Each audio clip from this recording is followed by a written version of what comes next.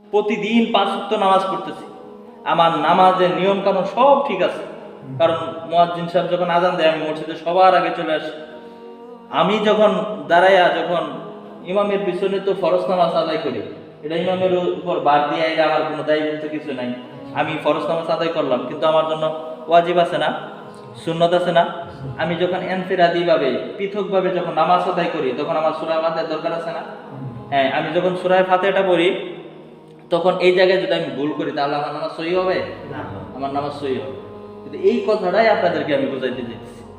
আমরা তো নামাজ পড়তেছি, এই এত কষ্ট করে ফজরের সালাত আদায় করতে আসি, কিন্তু যখন আমার নামাজটাই হচ্ছে না, এটা কোনো মনে করেন কথার কথা আমাদের দেশে যে যারা বিধবা ভাতা পাবে, যারা বয়স্ক ভাতা পাবে, বেচারা এখানে অনলাইন করতেছে। যখন দায়িত্বশীলরা বলে, মেম্বারে বলে যে আপনি অনলাইন করেন, কইতেছে বাজান এই পর্যন্ত 4টা অনলাইন করছি। কয়টা অনলাইন? 4টা অনলাইন করছি। এখন অনলাইনে যদি পাতাটা না পাই তাহলে এই অনলাইন করে কোনো লাভ আছে? হ্যাঁ, তো কথাটা হইলো এই নামাজের মাধ্যমে যদি আল্লাহ তাআলাকে যদি না পাই, আমার নামাজ যদি সহি না হয়, তো এই নামাজ দ্বারা কোনো ফায়দা হবে? নামাজ দ্বারা ফায়দা হবে? নামাজ দ্বারা ফায়দা হবে। এই জন্য নামাজকে সহি করার প্রয়োজন আছে না নাই? নামাজকে সহি করতে হলে শুরুতে আমাদের কেরাতগুলো কি করতে হবে? সহি করতে হবে। নামাজ ভঙ্গের কারণ কয়টা? 19টা। কয়টা?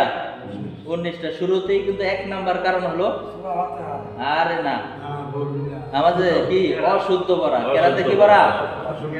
অশুদ্ধ পড়া। কেরাত না জানার কথা কিন্তু বলছে না, জানেন কিন্তু এটা কি না, সহি না, অশুদ্ধ, গায়রে সহি। ঠিক আছে, তাহলে এটা কোনো ফায়দা হবে?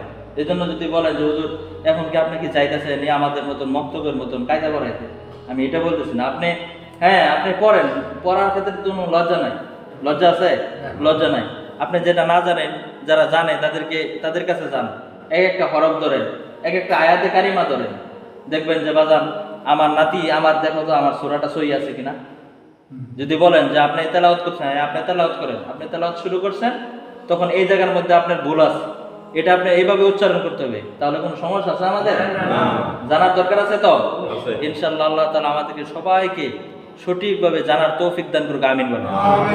প্রত্যেকটি মসজিদের মহল্লা ভিত্তিকভাবে যে সমস্ত মুসলমান ভাইয়েরা নামাজ আদায় করতেছে, আল্লাহ তাআলা তাদেরকে সঠিকভাবে এই নামাজগুলো আল্লাহ তাআলা যেন কবুল করে, সেই তৌফিক আল্লাহ তাআলা আমাদের সকলকে দান করুক, আমিন বলেন।